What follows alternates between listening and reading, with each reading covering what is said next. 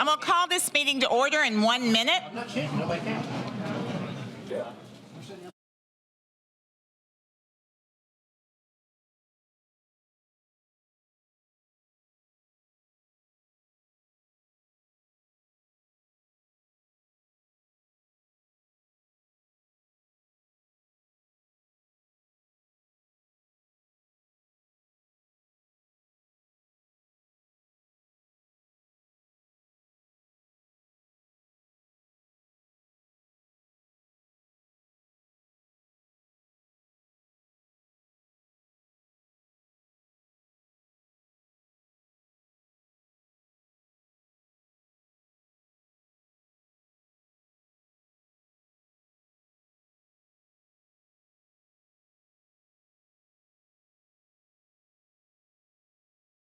Good evening, everyone. Again, to some of you, it is 6:10 p.m., and we're going to call to order this February 28th, 2023 meeting of the Gallatin City Council Committee. I'm going to ask Ms. Kittrell if she would call the roll for us, please. Mayor Brown, sorry. Vice Mayor Love is absent. Councilman Carter. Present. Councilman Fan. Here. Councilman Fennell. Present. Councilwoman George. Here. Councilman Hayes. And Councilman Juvance. Present. Mayor, we have a quorum. Thank you. Today you have the minutes from the January 24th, 2023 council work session for your consideration for approval. Motion by Councilman Hayes. Second by Councilman Fan. Are there any additions or corrections requested? Seeing none, all in favor of approving the January 24, 2023 council work session meeting, say aye. Aye. Opposed, say no. They are approved unanimously. We will move now to public recognition. This is the time of the meeting you can speak to an item that's not on the agenda or on the agenda because it's the work session. You'll have 5 minutes. We ask that you introduce yourself. Give us your address for the record as well. With that, public recognition is now open.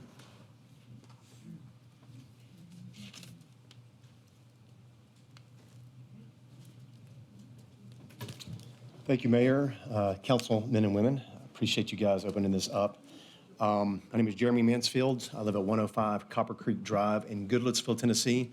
I'm a county commissioner representing portions of Hendersonville, Goodlettsville, and Millersville. Just wanted to, I was thinking about this meeting and thinking about kind of the topic on the annexation is what I'm coming to speak about tonight. And I was reminded of a photo that I saw on one of your councilman's desk that had 3 words on it that said, "Be like Mo." And Mo was a champion of the people and a champion of the people who live in rural districts, who had a heart for people who he felt were oppressed or the decisions that we make. And I understand you guys get a lot of flack, but I thank you guys for your service. It's not an easy task for what you do and to stand in the arena. So I applaud you guys for being in the arena and doing what you do. But I'm asking you to be like Mo. Mo would speak against what he felt was reckless rezoning and irresponsible growth. And it was a passion of his to make sure that we weren't making decisions as cities, as a county, that were going to negatively impact the property taxpayers that we're called to represent. Now, I know nobody likes taxes. Nobody wants to raise taxes, nobody wants to pay taxes, but I understand there are essential services that we do pay into and that we get a benefit from. Everybody knows that. But what I'm here to ask you to is please consider not approving this annexation and not approving any development because the county really can't handle it. And we have been having a problem for years of the exponential growth of cities like Gallatin, and Hendersonville, and White House, and Portland, where we aren't able to pay for the growth that you guys are incurring. The county has no mechanism to pay for that growth, such as schools primarily is the biggest burden on the county for any growth that occurs in a city with high-density residential development, rezonings. And last night, the County Commission passed a resolution, I believe unanimously, so I believe I can speak, when I say I speak on behalf of the County Commission, through this resolution It's called the Property Taxpayer Protection Act. And what the county is petitioning the city for is basically the county's petitioning the state for is basically that the state would allow the county to have parity with the cities through this act. Because currently the county has no recourse to pay for growth, to pay for the essential services that come with growth. Schools, courthouse, jails, highway, sheriff's department, ambulance service that the cities benefit from. And so I'm asking you not to do this because the county has no way to pay for the negative impact that it will have on our school system and our other county services. I'm also asking you because there is, to my knowledge, an attempt in the state legislature to give the counties also parity with the cities that have a seat at the table for if county land is going to be annexed, that the county and the county citizens would have a choice and a voice in that process with the cities to partner with them to agree or disagree to that. And in this case, the citizens feel like almost they're being held hostage monetarily because they do not have a voice at the table as county residents. And I'm here speaking on county residents, obviously, and on behalf of my constituents and those who don't have a voice or feel like they don't have a voice at the table. So I'm just asking you to please, I know you're not voting on this tonight, but there is no reason that you have to rezone or vote for an annexation. It's sheer political will. You can say no. Growth occurs not because growth is occurring. It occurs because of the votes that we take as elected officials to say yes or no, we're going to do this. And it's okay to say no. And I'm just here to tell you it's okay to say no. You have no statutory obligation to say yes or no to any rezoning or annexation. You have an obligation to hear the petitioner's request, but you don't have an obligation to say anything about it. So I'm just asking you to please consider people in the county, consider county services and the burden that places on us and the debt load that we're not able to incur because of this, because the county has no way to pay for this type of development and growth. So if you would please consider that, I thank you for your time.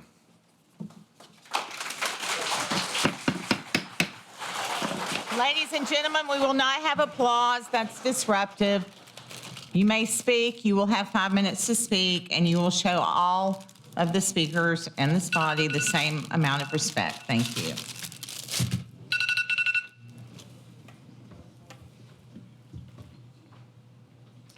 Hi, good evening. I'm John Miller. I'm at 104 Pond Drive outside of Gallatin. There's an old story that if you're going to interview somebody to be a tax accountant for you, you only got to ask them one question: how much is 1 and 1? If they answer 2, you don't hire them. If they look at you and they say, what do you want it to be? That's the guy you hire. Tonight, we heard, what do you want it to be? To kind of expand on Jeremy, for a Gallatin resident, 74% of their tax burden is county taxes. 74%. 70% of that goes to the schools. Currently, we have 4 schools over 100% capacity, 6 schools over 90% capacity in the county. And when I read Mr. McCord's feasibility study, the only mention of the county or the schools was, we'll notify them. For the residents that don't live in the city, the decisions made by the cities directly impact our tax burden. What's concerning is that those of us living outside the city have absolutely no say in anything. We can't vote for you. We can't vote against you. We're just stuck with your decisions. All right? So what you decide impacts me directly. I think we fought a war about that in 1776.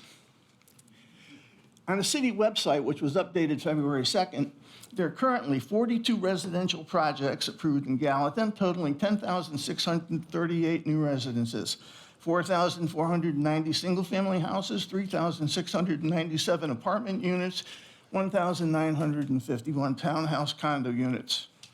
And the city website states it's not necessarily a comprehensive list. It doesn't include the 876 units that we're talking about tonight in Peach Valley. To state that a little bit differently, it's 26,600 more people, 18,000 more vehicles, 5,800 more students. Can you guys look at the people sitting in this room and the people watching on Comcast and tell them that you're not going to impact their taxes? What's the plan to handle 18,000 more vehicles? 144,000 daily vehicle trips on roads that are already severely crowded and stressed. Will there be good-paying jobs for the 20,000 more adults, or will they commute to Nashville? Currently, according to the County Economic Development Group, 50,300 workers a day in Sumner County commute out of Sumner County to go to work. Only 24,000 workers live and work in Sumner County. 21,000 commute into Sumner County to work. When you calculate the loss of sales tax revenue alone, it's in the tens of millions of dollars because we don't have the jobs for the people here. And we're going to be adding more and more people. Are we adding jobs? I'd urge the group to look past the short-term revenue gains.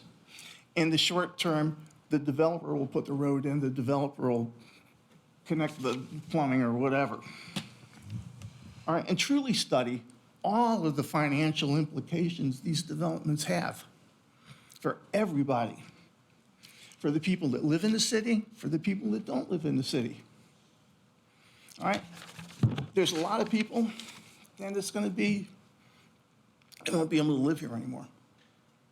And that's just a fact of life. So you got to just please think about it, study it, don't react, and do the right thing. Gallatin is a beautiful place for its quality of life. If you overdevelop it, you don't have a quality of life. You're just another nameless, faceless, generic suburb of another big city. Is that what you want? It's not what the people want. Listen to the people. Thank you. Ladies and gentlemen, we're going to have to clear the room if you cannot abide by the rules, please.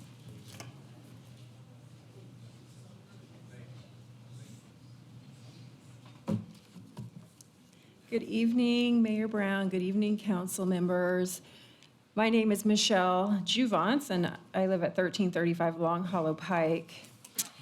And I wanted to make a comment about the annexation study and the potential annexation request that is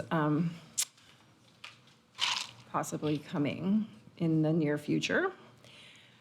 A couple of things that were really interesting that were just said by the two previous speakers. Jeremy Mansfield said, "You have no obligation to say yes to rezoning and annexation."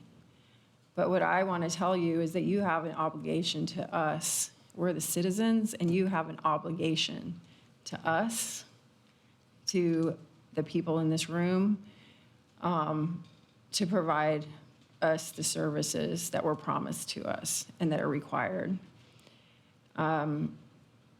John Miller said that Gallatin is a beautiful place for quality of life. And that quality of life is really important to us that live here. And we don't want to lose it.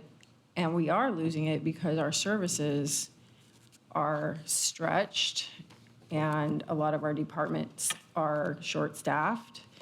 And I have asked you for 4 years, every time an annexation has come in front of you, or an annexation request, I have stood here at the podium and I have asked you to not annex because the city is in default on a prior plan of services for the 6 square acre annexation that happened in 2008 that includes my property.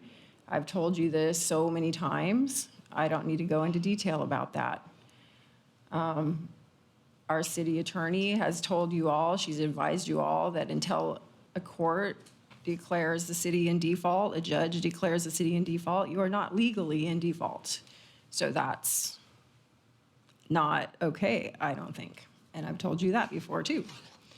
So I'm going to, again, just quickly read what I read to you in June of 2022, and I said that Gallatin cannot afford to keep annexing land into the city right now. It is irresponsible to continue annexing more land further and further out, promising more services when we are behind on our current services. Additional police officers and vehicles were promised with the annexations of the Meadows, the Facebook data center, Bledsoe Springs, Westfield, Twin Eagles Phase 15, the Bowles Farm, and Langford Farms. Many of our critical infrastructure departments are short-staffed and stressed. It is not fair to them to continue annexing, not giving them a chance to catch up. Certain necessary capital projects are being postponed because of staffing issues. This is stated in writing in our capital projects plan in tonight's agenda, and that was from June 14th. And I'm requesting the council to put a moratorium on annexations until we can catch up on city services. And I would like to also say that not only is it not fair to our city departments that are short-staffed right now, which are very importantly the police department and our public works department, and those are two departments that the citizens care about those services more than some of the others. It's not fair to the departments, and it is not fair to us as citizens. So thank you for your time.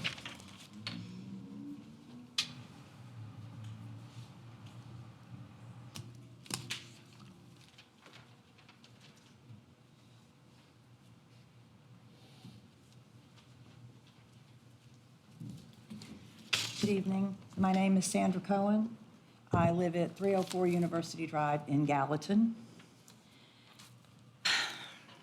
Tonight you're being asked to change the character map of Plan Gallatin, a plan developed at the cost of tens of thousands of dollars, a plan that was ratified just 1 year ago. You're being asked to take a rural area that is 4.5 miles from the city center and rezone it for high-density housing. And I have some questions for you. First, why? Does the city and the county really need to have this rural area become high-density housing? If so, for what reason? Do the citizens, the taxpayers, want it to become high-density housing? Do the neighbors who chose to spend their hard-earned money on a somewhat rural lifestyle want it to become high-density housing? Why do we even bother to get citizen input and spend so much taxpayer money to develop a growth plan that you will change at a developer's request so that they can make millions in profits? What is the purpose of such a plan if we do not follow it? When a developer asks for changes in these plans and the people ask you not to change the plan and you back the developer anyway, so who are you representing? The people or the developers? From our side, sometimes it doesn't look like it's for the people who entrusted you with our city. I use Lock 4 Road several times daily. This development would bring 2,000 new people living there, with 13,000 more vehicles making daily trips to and from work, schools, shopping, and appointments. I can't even imagine how many wasted hours all my current neighbors and I will face waiting in traffic. If you, our representatives, are truly interested in improving our city, why has no one considered suggesting South Water is a much more proper and advantageous place for high-rise density, or even parts of downtown? I'm here with a warning about Gallatin's future. I grew up in Austin, Texas. At my birth in 1950, Austin's population was 137,000. When I left in 1971, it was 227,000. I went back again in 1992. The population was 625,000. Already stifling and clearly changed for the worse. I left in less than a year. Today, Austin's population is 2,228,000 and still growing. I cringe at the thought of ever having to go back there. Do you really want to be the ones to blame for putting the people of Gallatin on that same path, where the residents who love it so much don't ever want to see it again? Gallatin's population has doubled since 1990. That growth is faster than 92% of cities of similar size in the U.S. I would be willing to bet that many of our transplants came here to escape the exact type ruination of their own previously beloved cities. Is that what you want for Gallatin? Will you only be happy when those of us who love it want to leave? Well, you're on that path, and I'm begging you to stop it now.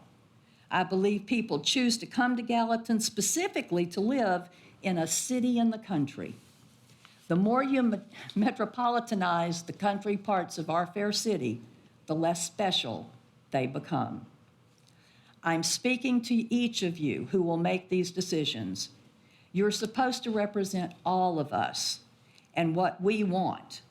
And I'm requesting your answers to these questions that I have posed before we citizens can know and understand your reasons before you vote. Thank you. Anyone else wishing to speak under public recognition? Y'all may come on to the front of the room if you wish to speak, rather than...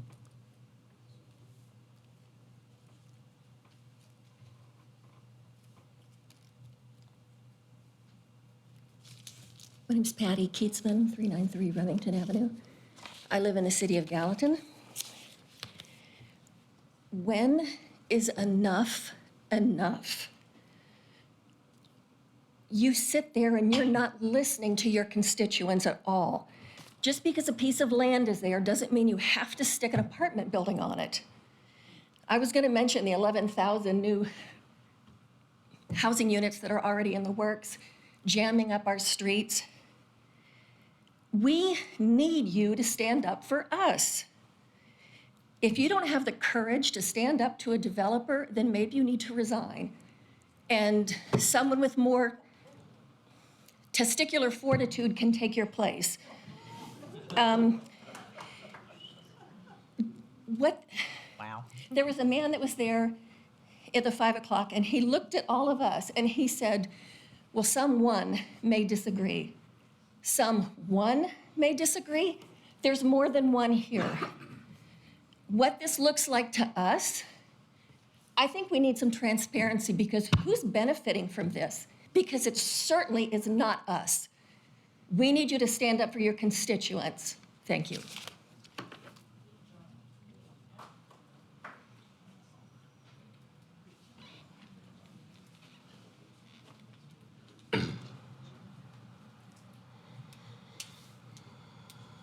My name is Mary Janung. I live at 1100 Lock 4 Road, and I will be impacted by this decision if you agree to annex this property. I have worked very hard for several months, even over a year, to bring attention to the issue that we're here today. Many of you, I doubt, have ever been out on that property. I bet you've never walked on it. I don't know. You may have. There's a lot out there that you don't know about. It's hills, and the topography is up and down, and the slopes. You're going to have a lot of drainage issues. Mr. McCord said sewer goes downhill. I agree. However, there are people that live downhill. We have waterfronts down there. My concern is also, there is a lot of history out there. I spoke to a 97-year-old woman yesterday. She lived on the Weems farm. She was Miss Weems' caregiver. She helped Miss Weems. And we talked about what was going on with this property. She knew a lot about the land. She knew a lot about the land at Miss Weems' property. And we talked about the development of the plantation and how Miss Weems, at the time when she was alive, I talked to her. She said she was very worried what would happen to that farm. It's beautiful out there. They have lots of beautiful mansions out there. I get it. However, there's a lot of history in our community. It bothers me that you all don't get it. There are slaves that are that are buried out there. There are graves out there. And I can't fathom in my head how you are going to do this property and annex this property and develop it, knowing that there are people that are buried there that you are going to dig up. It frightens me. But I ask you not to, I'm not saying that this owner can't develop their land. The rural character area allows for 1 or 2 per acre. But when you start adding townhomes and apartments, or if you have apartments in the works for this, and all these other homes, 896 residents, I can't even imagine what's going to happen down my road. I can't even talk to my mailman on my road without people flying down the road and coming around him. I fear for him. But my concern is nobody's listening to us. You're not listening. You look at me as though I'm an agitator, and I'm not. I bought my home, and I fixed up my home, and I raised my children there, and my neighbors have done the same. And we wanted to live in an area that was beautiful. We walk out on the porch, the cows are out there. I mean, we've tolerated all the traffic, the speeders, all kinds of things. But it's like nobody's listening. And it's not just this property, it's other properties. And I don't know what else to say other than I hope that you will listen to us for once. I get it. But I don't agree with Mr. McCord. I don't. I know it's his job. He has a job to do. I get it. But I don't agree with him. I don't agree with his plans. And I ask that you just listen to us, please. Thank you. Anyone else wishing to speak under public recognition? Mayor, I'd like to say something to. Okay, let me close public recognition. That's what I don't want you to do. Oh, you don't want me to close No. public recognition? Okay. I had a lady that come up to me sitting in the audience right there with Steve Fan and I. She said she was never given a chance to speak. I want to make sure that you do have a chance to speak. The young lady right there. Okay. What? Anyone else wish to say anything? If she wants to. All right. I'll declare public recognition closed. We'll move on to the regular agenda. Well, before we move on to the regular agenda, I don't know if anyone wants to address anything that was said. I think Ms. Macaulay may, because it continues to be portrayed that we're in. Okay, she said she'll do it during the annexation study. And then I feel like, as I frequently do, that thorough information is not given, sensational information is. Cities are the economic engines of communities, and if you want to compare property taxes, Mr. Fenton's looking engaged there. He might have something to add too. But if you want to just talk about property taxes generated on homes in a county would not cover the costs that they would need to be covered. You know, us with our industry and our commercial and everything. I think Mr. Fenton wants to say something about that. There were a handful of comments made about the onus that we were putting on the county with our growth, and having done some research and reading through some stuff recently, I think it's good to note that while we're 23% of the population, we contribute 42% of the assessment for commercial and real property in the county. And while we're 23% of the population, we also contribute 42% of personal property taxes that get collected in the county. And that's a percentage of all the collections in the county. And with 23% of the population, we only have 20% of the children in the schools. So while we are growing, we are particularly making a concerted effort. Do you have the sales tax comparisons? So basically, most of the sales tax in the county is created in Hendersonville and in Gallatin. Yes. a very, very large percentage. I and think that is a 85%. large part of the revenue. I do have stream. 85% of the, oh, thank you, there it is. 85% of the sales taxes that are collected in the county also come between Hendersonville and Gallatin. And I appreciate those numbers. I've had those at some point, so that's interesting. And then there was something that, I truly want people to understand that we are all challenged with this. We probably all would love to see the same thing that you do as well. But we are trying to plan a long-term sustainable community, honor people's property rights, figure out workforce. Someone talked about the shortage of employees. Guess how many employees tell us they'd like to come work here, but they can't afford a home here? You can't afford a home here because the supply is low, because the demand is high, because there are people there moving from other parts of the country. You can shake your head at me and say I'm wrong, but we do hear this. And I know that I just had a nephew that moved back here from Louisiana, and he's living on the other side of Westmoreland because he can't afford a home here. We are seeing it. We have a shortage of workforce. We have plenty of jobs here. Well, that was the number I thought James was going to share. We're talking about that. But I think we have about 10,000 more people that come into the city of Gallatin each day than actually leave. And so we do have jobs here, but we have a serious workforce shortage in all of Middle Tennessee. Some of you have heard me expound on it more. We have many, many people who are moving here are either young retirees or they are working remotely. So what does that do to our workforce needs in Middle Tennessee? And with all the jobs that the state is bringing here constantly, I have really been observant in recent months of the number of people who are coming into our community that are traveling through. This county is dotted up with homes on 1 acre lots. That's what sprawl is.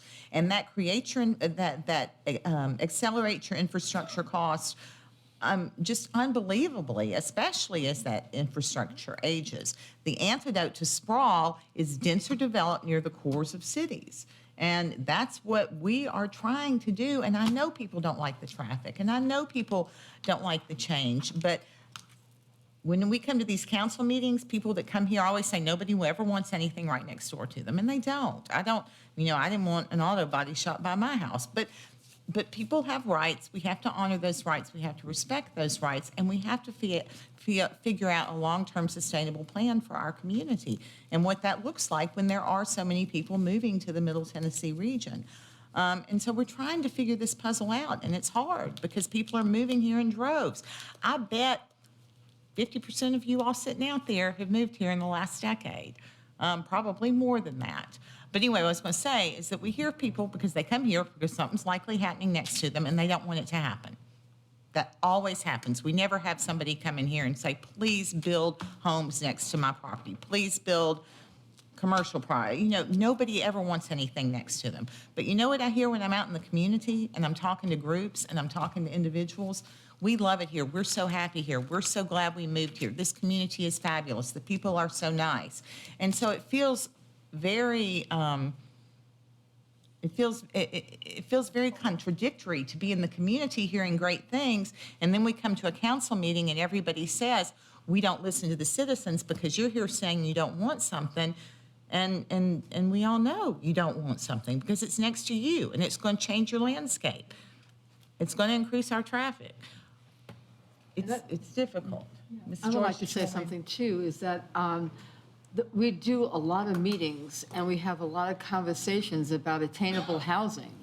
And there's a lot of meetings that go on to try to find out what is the best fit. So some of the things that people see, they don't know what really goes on behind the scenes. And there's so much that this city is trying to do the right thing for everybody. But not everybody's going to be happy with it all.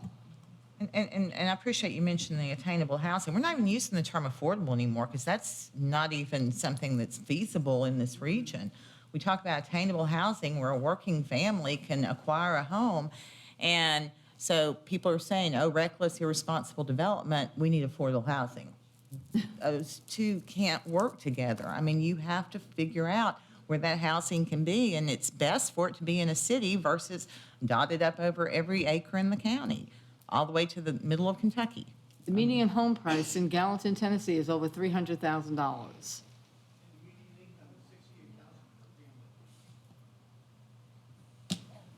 And that median income, that median housing price has been inflated in recent years because of the high demand. So with that, anybody else want to comment to public comment? Okay, we'll move along with the regular agenda. Mr. Durflinger. We do have a dangerous building as item number 1, 347, actually 2 dangerous buildings, 347 and 349 Gray Street. And Ms. Tom McCauley and Mr. Durflinger will handle that.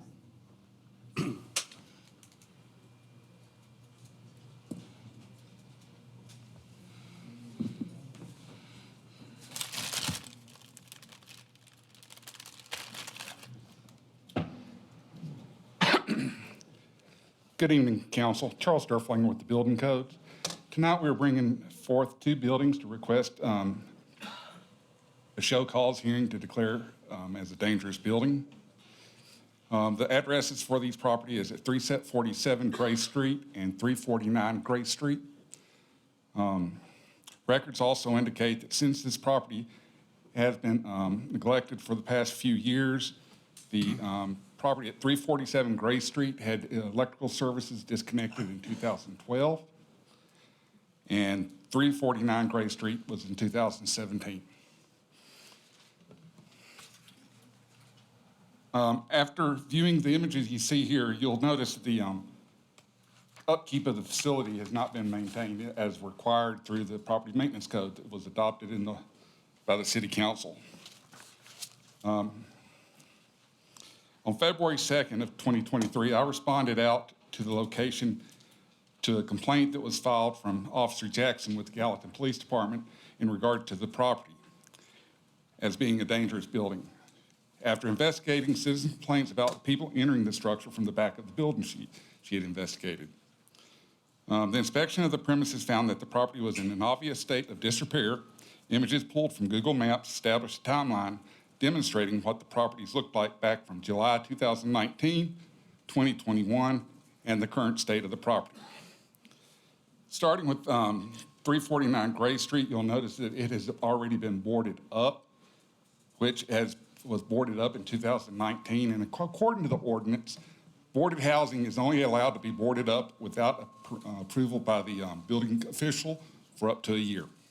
After a year, it's on a case-by-case basis.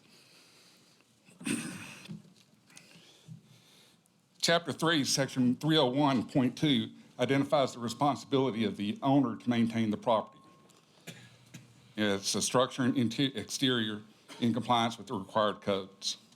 The exterior of the structure is to be maintained in good repair, which we can see has not been maintained with the images that have been provided. Additionally, there has been makeshift curtains and stuff that have been mounted up, blocking views from the windows from the street side, deterioration in the steps and the doorways and everything, and as well as rubbish being at the back of the building. So all this stuff is identified in your packets in detail. If you have any questions, I'd like to request a show cause hearing for dangerous buildings on both 347 Gray Street and an additional one for 349 Gray Street. Mr. Durflinger, have you been able to have any contact with the property owner? No, ma'am, not yet, as of yet, but somebody did approach me that they do have a number for him, and they're going to get that number for me tomorrow. Can you say who the property owner is? Printed on your, Okay, all right, gotcha, thank you. rather than call their name out. So.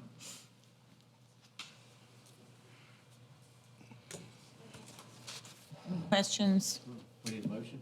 Motion? For Second. show cause hearing? Motion to move it to council is what Greg said. I second that.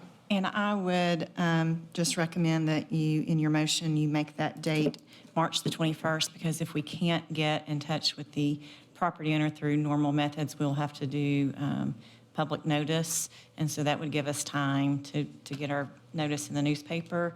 And we're required by ordinance to have a hearing within 30 days. So I think we could get both of those accomplished if you were to set that show cause hearing for March 21st. Motion to add March 21st to. Second. A motion by Councilman Hayes, second by Councilman Fennell. Any questions, comments? Okay, all in favor of asking for a show cause hearing on March 21st for properties at 347 and 349 Gray Street, please say aye. Aye. Opposed, say no. It is unanimously passed. On to item number 2, which is ordinance 02301, which is preliminary master development plan for Griffin Farm North. Wait, this is the president. Okay, Mr. McCord.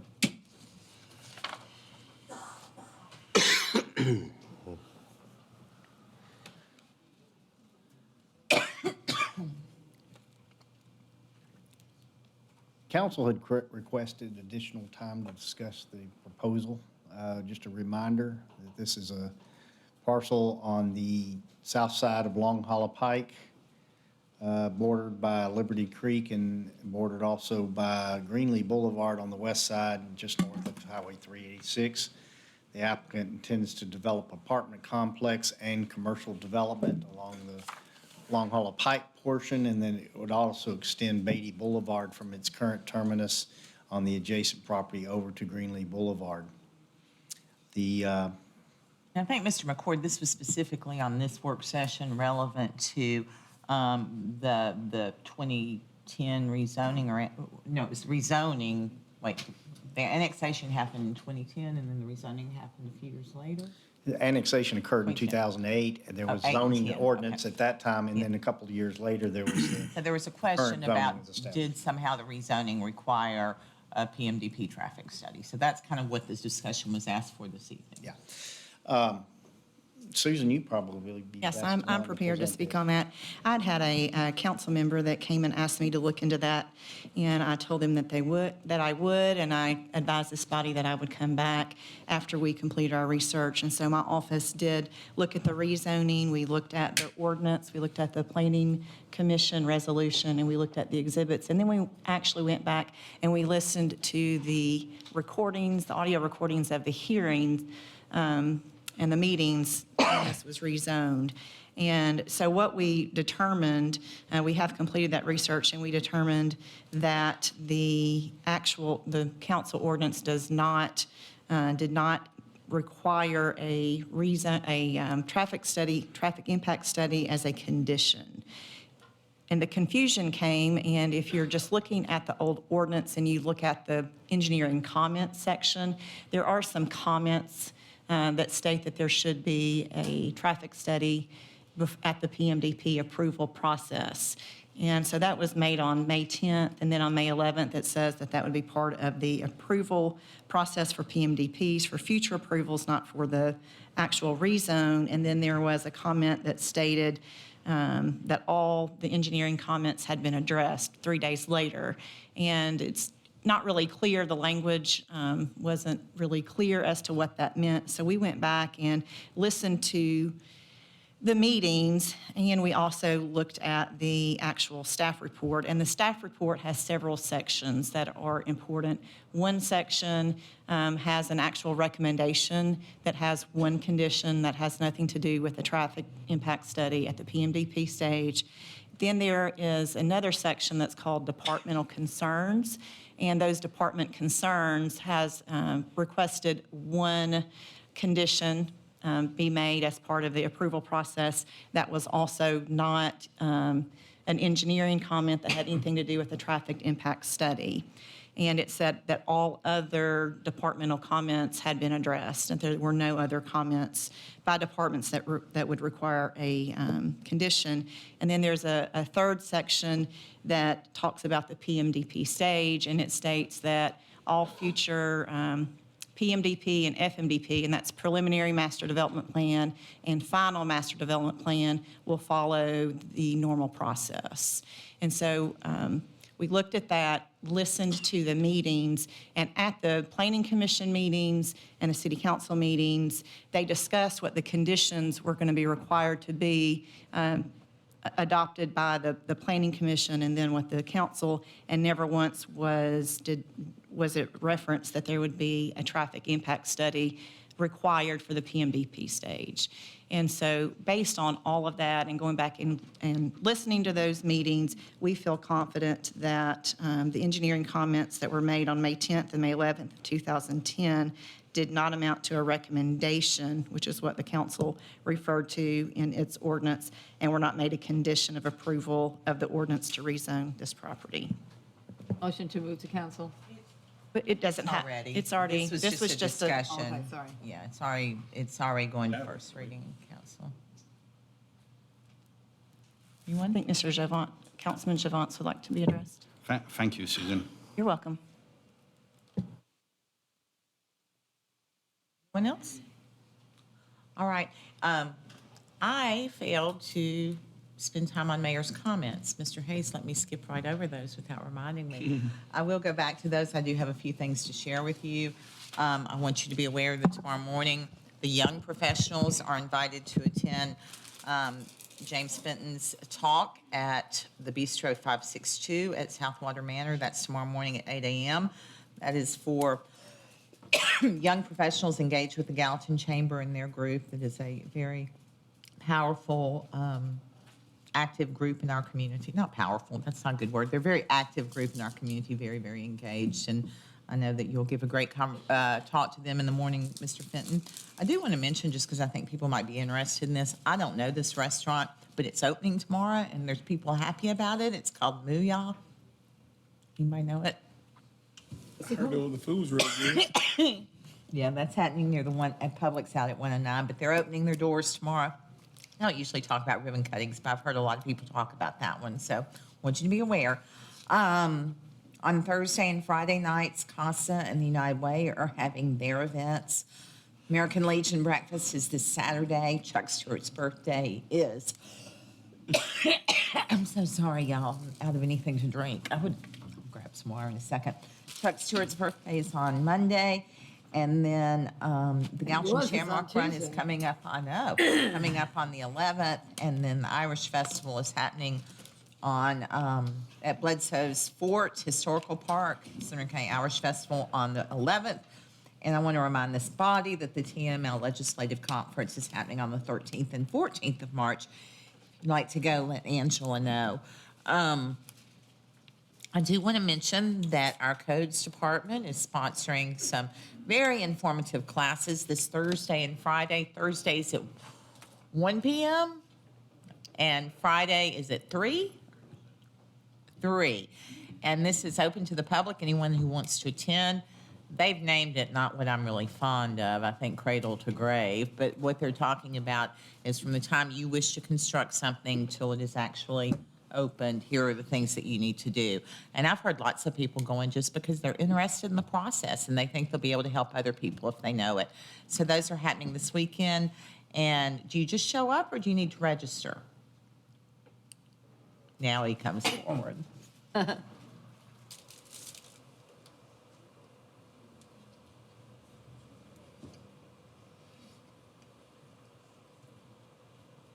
Sorry, I was in the back 40 back there. We would really like for you to reach out to the Coast Department and get registered because we're going to supply some Materials.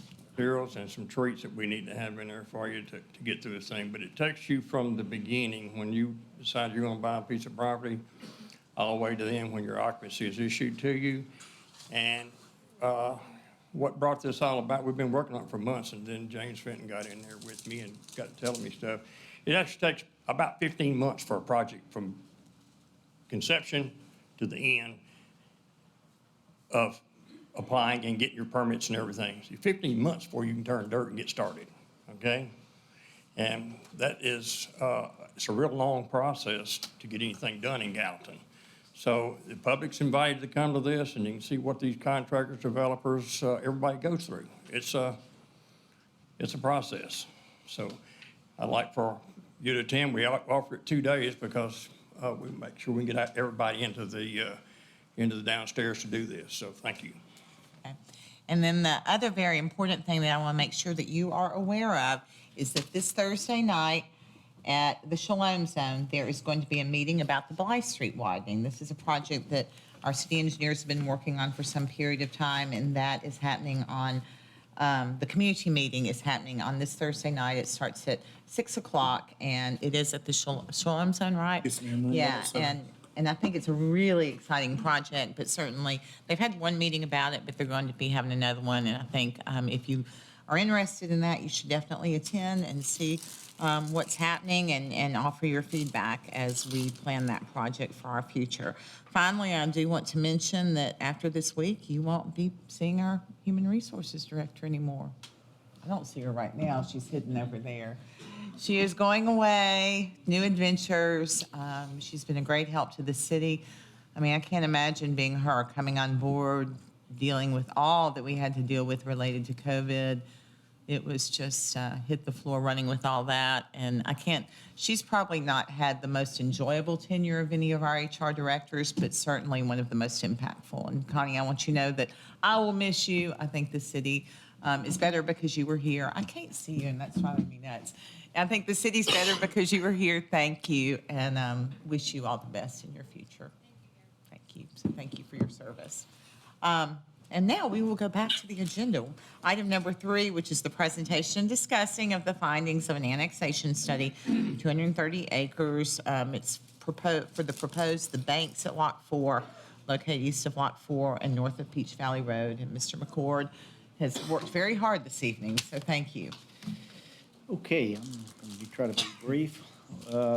We have had a property owner, a representative of a property owner, inquire about annexation and ask the council for permission to submit a petition for annexation. So prior to a formal application being submitted, we are conducting annexation studies we've done here for years now on a 240-acre parcel of land.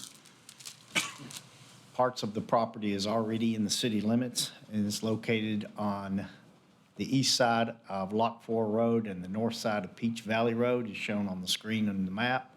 The properties that are already located in the city are northwesterly portion and westerly portion of the property.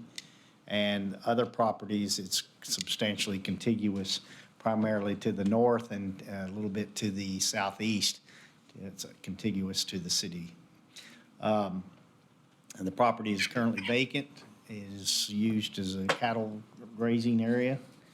And the applicant is looking to annex the property in order to develop it into a new housing development.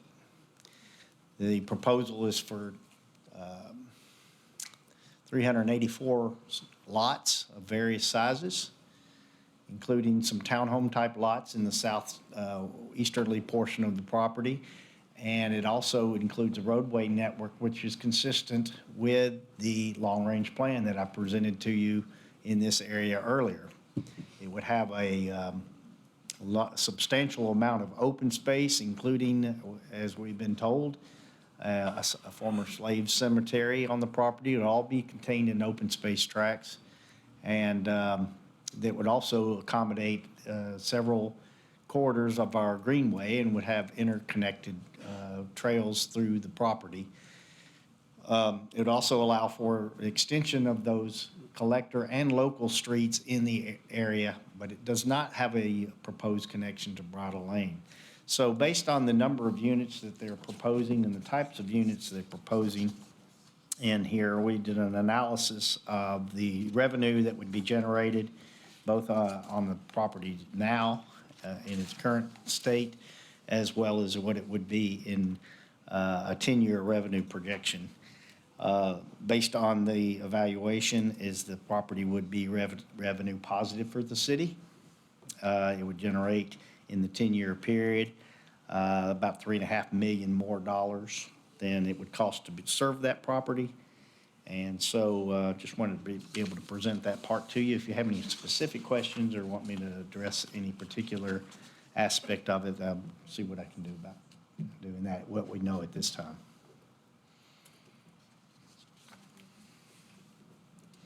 The only thing that I would add is that there's been a question in the past, and one of the speakers has referenced that as whether or not we are in default of a prior annexation plan, and I will state two things. The first is our department heads don't believe that we are in default of that prior plan of service, period. But secondly, I have advised you on what the law in Tennessee is, and whether or not we agree or disagree with the law, I'm advising you on the state of the Tennessee law, and based on Tennessee law, we are not in default of a prior plan of service. Thank you. Yes, ma'am, plenty.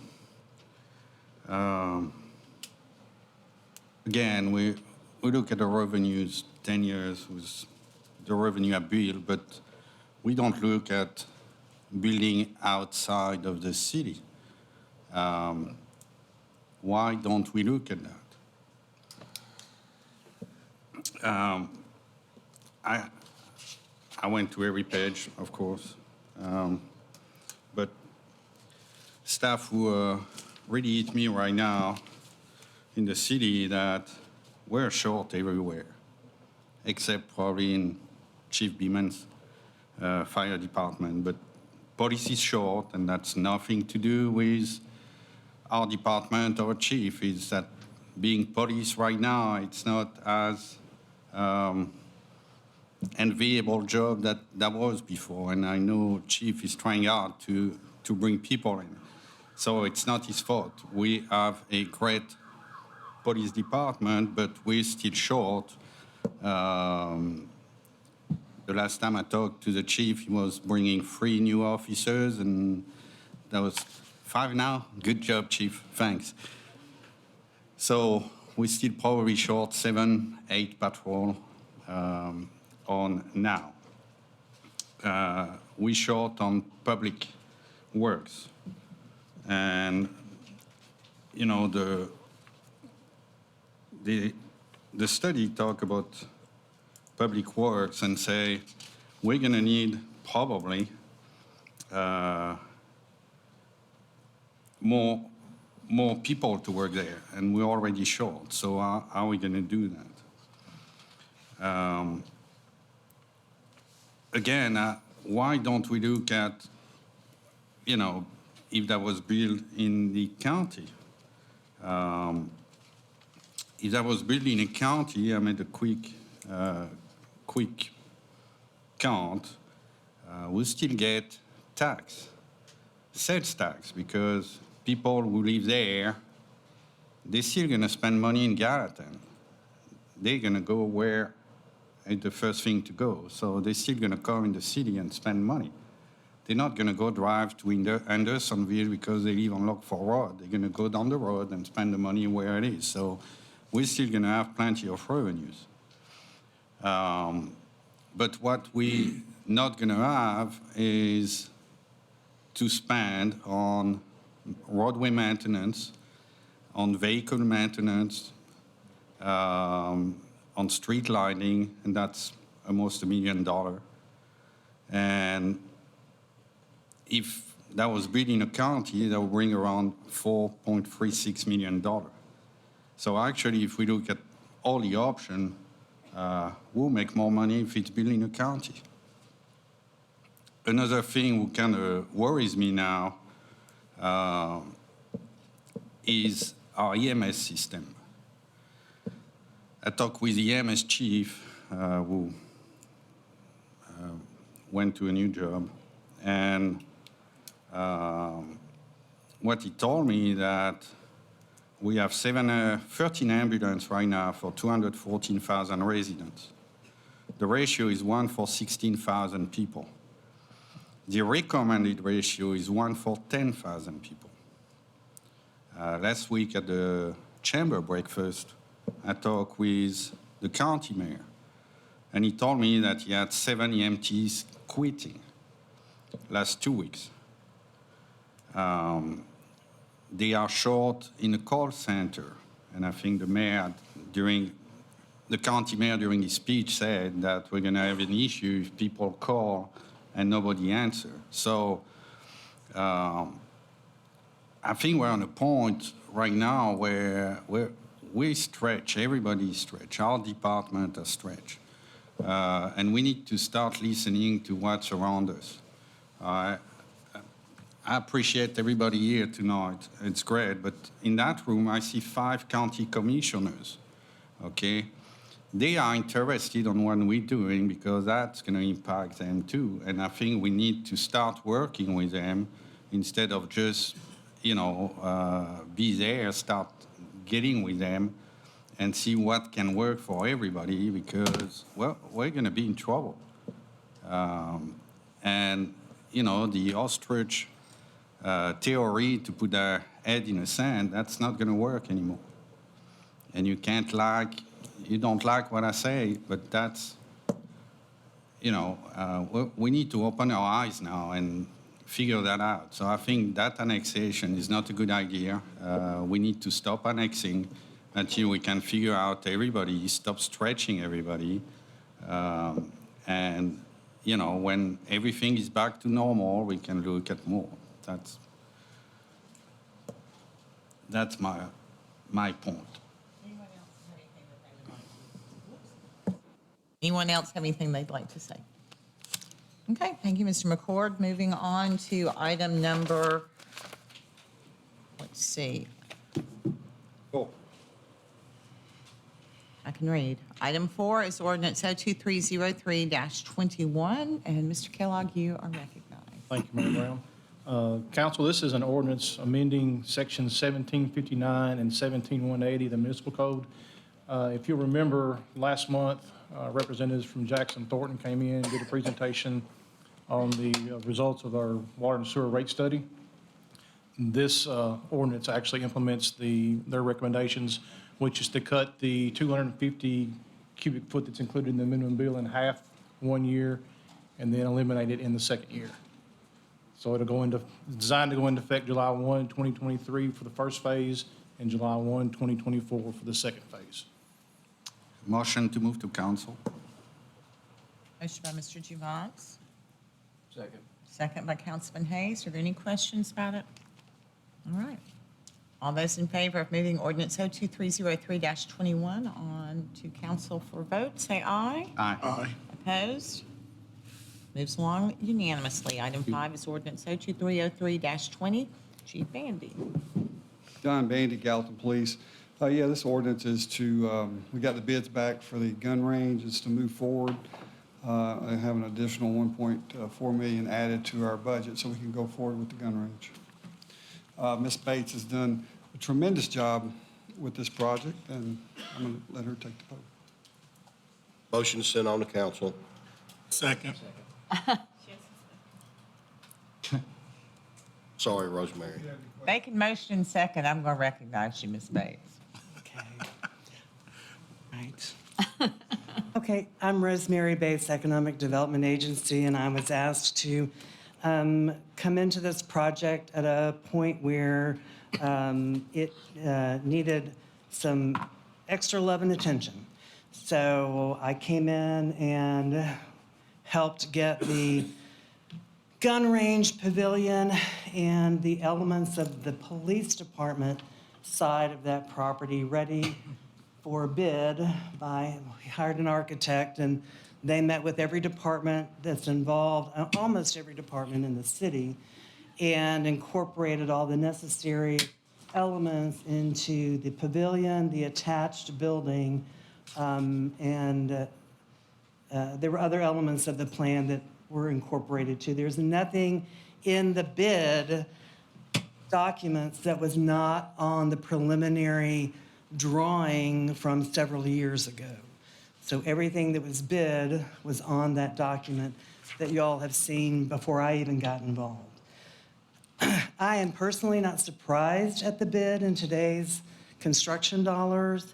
I think that before I became involved, it was a challenge to estimate what the building and the construction would cost because there had not been, at that point in time, a group conversations with all the involved departments, from the electric department, police department, public works, building maintenance, public utilities, and all the other departments that, IT in particular, especially because of the security elements and the networking that needed to be done. The fence is an electric fence.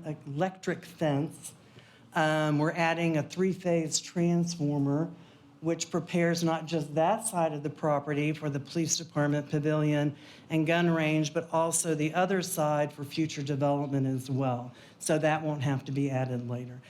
I'm happy to answer as many questions as I can about the 2 bid tabulations, which were in your packet, I believe, and whatever questions you may have. Rosemary, I think you've done a fabulous job, and you always do, and that's one reason we had confidence in you and pulled you in front right here. But could I ask Don if you would come back up here right quick so the public can hear some of this? Don, would you explain what you have to do as far as training and what the law requires you to do for your officers? Yes, sir. We're required by post commission, which is state of Tennessee, that we have 40 hours of in-service per officer, and we have to have firearm training with that. And so we have about 5 or 6. I'm reaching for that. I had something prepared to show proposed schedule if we were to use this is what we usually do throughout a year. We have in-service, we have 5 of those set up. That gets all of our officers trained where they can do their post requirements. That's what we have to do. That's the bare minimum. We try to do quarterly firearms training. We've always tried to do that. We have a patrol rifle class that we do. We also have a firearm instructor course, which we host a lot of these things, and it brings in, and again, we're not really doing this for the financial part of it to bring in money, but we also invite other agencies in. We're trying to be a good neighbor. And what we do when we do that, we can maybe get some other, training entities, if you will, to come in.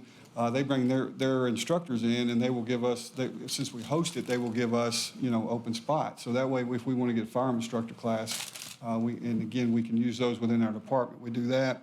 Of course, we have our tactical team, which is a county-wide team. We'll be training there. We train once a month there. And like right now, we have the new hires we've put out there. We're trying to get them ready to go to the academy because we're putting a lot of resources into them. So we take those folks to we took them to the range last week. We had to use the one we have right now because the county was busy. We called them and asked them to take them out there, and this is getting them ready to go to the academy. We don't want to put a product out there that's not going to pass. So we have a lot of training we do before we send folks to the academy. And of course, there's a couple more specialty courses in here that we do that. But it's something that I think that we need. You know how passionate I am about it. We've been talking about it for a few years now, and I appreciate your support. I hope we move it forward. And again, I can't say enough about what Ms. Bates has done with it. I think we started this probably in around 2016, 2017. That sounds about right, I think. Not only that, but you also classes in de-escalation. So it's important that officers do that. But also I want to touch off right now that you're having to move these officers to different locations in the county and try to work in with their schedules. So I think we all know that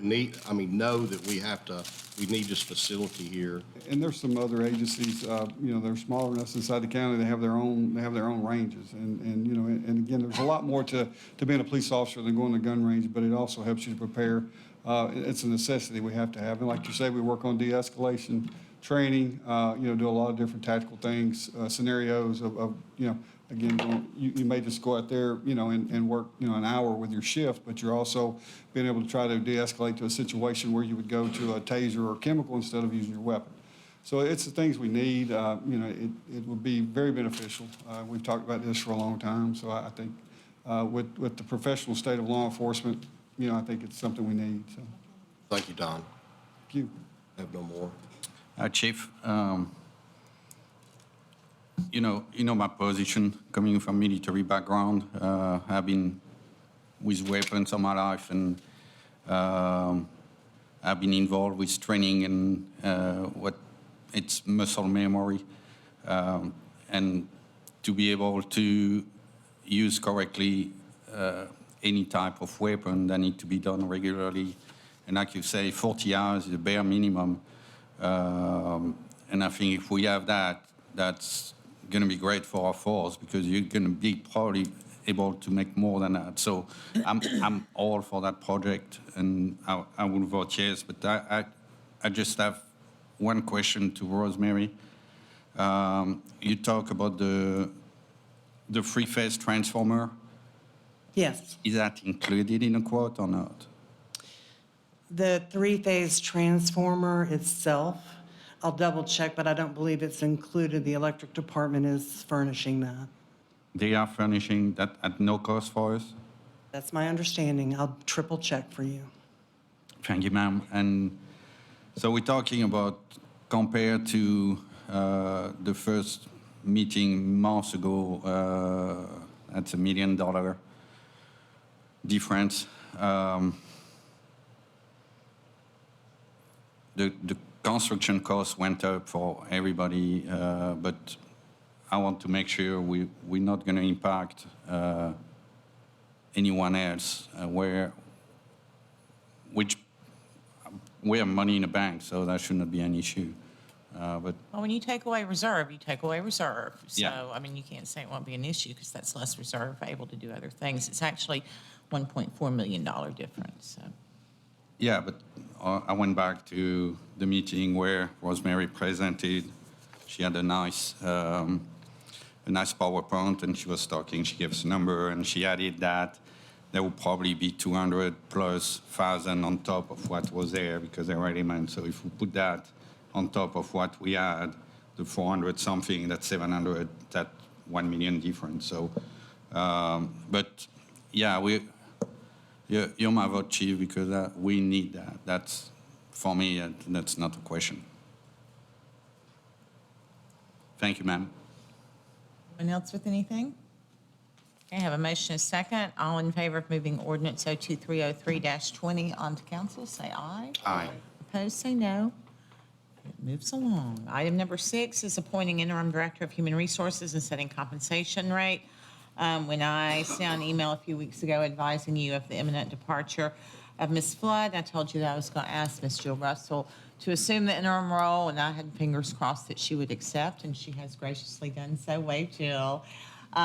And so the appropriate action at this point would be to appoint her as interim director and set the interim rate of pay, the compensation rate. There is an ordinance in your packet to do that. It needs to go on to council to make that Motion happen. to send.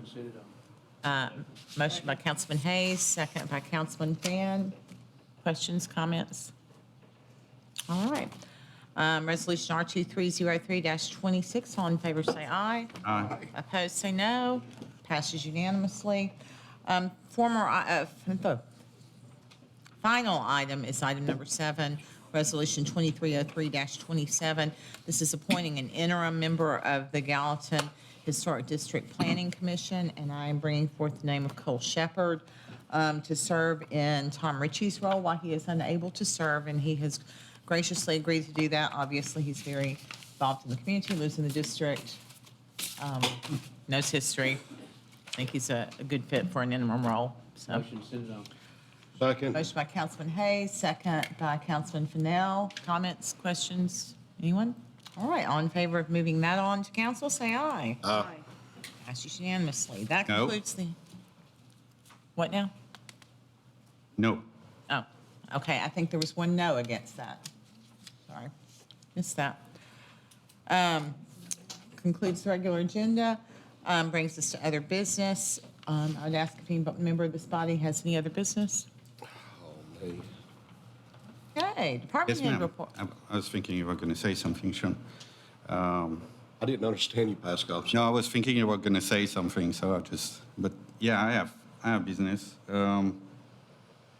At the last meeting, I started to push an idea about the attendance of the head of department at the meeting again.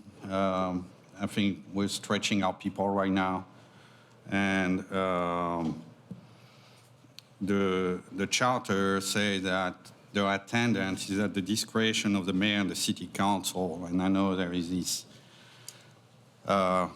unwritten rule that they have to attend city. So I would like to make a rule where the attendance will be optional, except if any head of department with an item on the agenda would have, of course, to attend to assure the presentation of his agenda item. And any head of department will have to attend at the discretion of the mayor or city council if their presence is requested. The request would have to be done by electronic form or paper means not later than 12 noon the day prior to the meeting. I don't know why. Well, I'll weigh in on this. We actually discussed at the department head meeting, which we had yesterday. We typically have it on meeting days. But we talked about their, like I told you last week, they certainly have freedom. They certainly can send someone in their place, but they felt like to stay engaged, to stay aware of what was happening with this body and in the community, that they generally felt like they wanted someone to attend. And in many cases, it's going to be them. And then also being fair to those who frequently have to attend. So the desire went there, and I think I understood you something about having to notify them by electronic means if they need to be there, and that's very, very cumbersome for whomever you were saying that you think has to do that. That's not something I want to get into, but I feel like they do feel like that they have some flexibility, and they can send representatives in their place. Paige, seeing some of these department heads out here, I hope they feel that if they're not needed, they can put some young person in their place to let them come up here and get experience what we actually do. I would tell them to do that. Well, and again, talking about, people that have to be here all the time versus those who don't. Some of the departments have more people like that, and some have very few people like that. So it's not like Susan can send somebody in her place very frequently. She can send LaTisha, but she's often busy doing other things too. So it's just trying to make sure that they are aware of everything that's going on with this council and in the community, and spend time together. But I certainly have tried to be very flexible with those who need it. So I spoke with two of the department heads about this, and both of them left me with the indication. Oh, you need to turn your mic on. Sorry. I spoke with two of the department heads about this. One said he was coming anyway, no matter what the rule was, and the other one pretty much said he would have somebody qualified if he wasn't here. I think it's helpful. The other thing that's helpful is when you have citizens here who, particularly if they're not familiar with the city meetings, where I can say, okay, Nick Tuttle, raise your hand. That's who you need to speak to after this meeting. It's helpful to be able to connect people who need services from the city with the right person who's the expert. I was just using you as an example, although you are a frequent called upon. You never know what's happening during a meeting that may need a department head that wasn't notified enough to show up. So, yeah, I think they need to be here. I think they certainly appreciate your consideration of them, but, I think they know that this council is considerate of them always. All right, the next one is that we talk about a lot of traffic studies. I know the planner is working on the zoning ordinance right now, and I think we need to change on the traffic studies. We all talk about that. That was put out that we maybe need to start requiring traffic studies before PMDP. I think we're growing. That can be in the zoning ordinance and make it something so we can have all the information we need before starting to approve things. I'm with Pascal on that. Still need to do it at final, though, because Need to do it a in lot a of work things can session. change. Excuse me? I said you still need to do it at final because a lot of things could change, but you're actually going to have to go through a whole ordinance change to do that. Does that have to go to the state for? No, it's not in the charter, so it's just an ordinance that would need to be changed.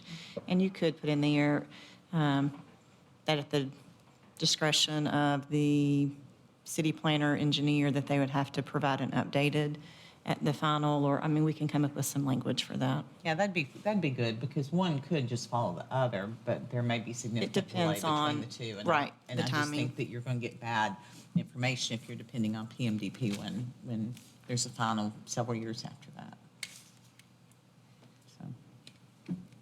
So is that something that you want Mr. McCord to work on a proposal for, or?